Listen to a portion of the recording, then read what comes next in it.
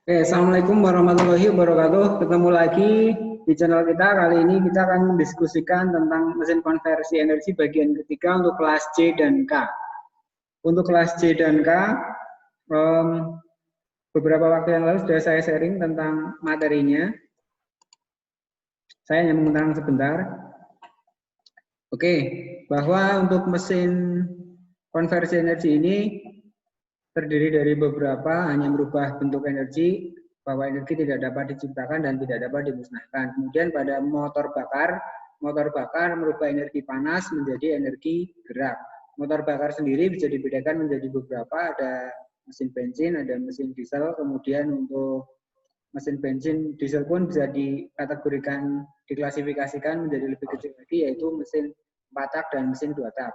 Mesin 4 tak adalah untuk melakukan satu kali pembakaran, memerlukan 4 langkah piston, 2 kali putaran poros engkol.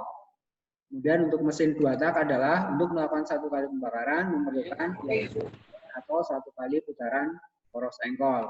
Nah, langkah pada mesin 4 tak apa saja? Yaitu yang pertama langkah hisap, piston bergerak dari TMA ke TMB, katup hisap terbuka, katup buang tertutup. Yang terjadi adalah campuran udara bahan bakar masuk ke ruang bakar.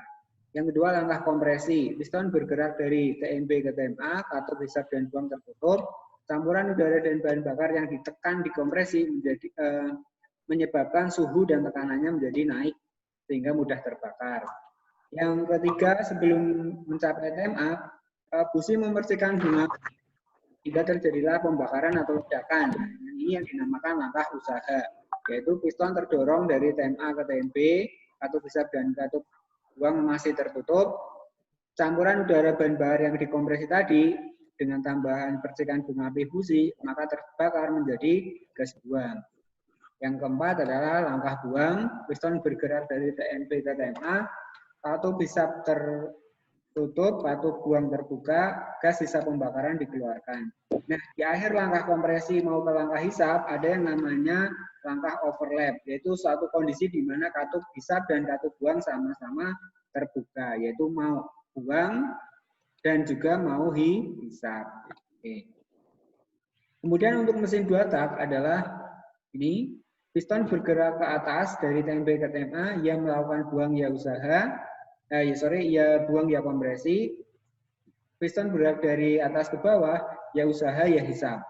Jadi untuk 2 tak ini lebih lebih disimpelkan. Cuma resikonya karena langkahnya disimpelkan menjadi pembakaran tidak sempurna dan boros.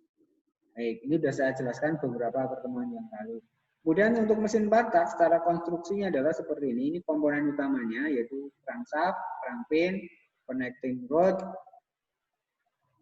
silinder, piston, kemudian cylinder head, noken atau cam, kemudian intake valve dan exhaust valve.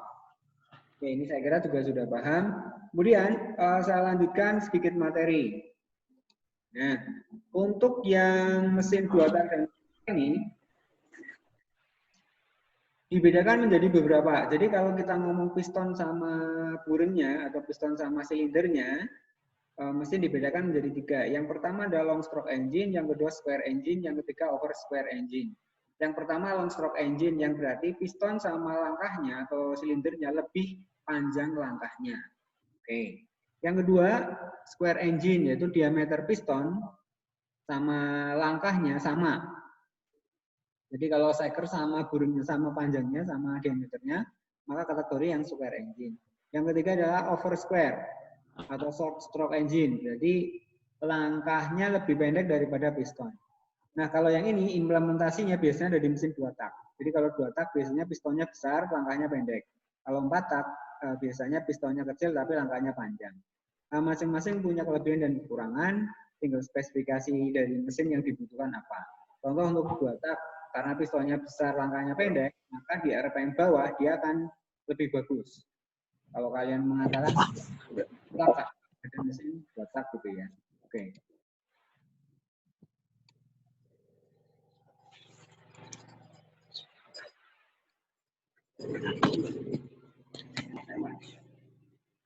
Baik, ini tampilannya kalau tadi belum kelihatan, sekarang di HP kalian tampil.